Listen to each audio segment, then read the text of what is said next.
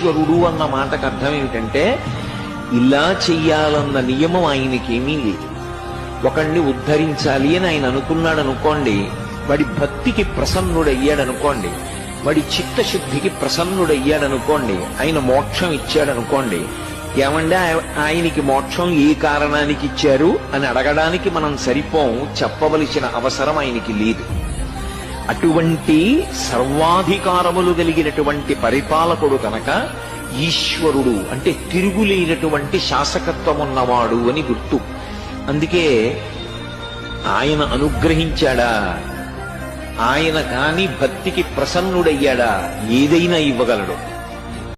క్రమంగా శివభక్తిలో కుదురుకుని నియమంగా శివాభిషేకం చేయడం అలవాటైందనుకోండి, వాడి ఐశ్వర్యానికి అసలు ఏ విధమైనటువంటి హద్దు ఉండదు. అసలు ఐశ్వర్యం అన్న మాటకు అర్థమేంటో తెలుసా? తృప్తి.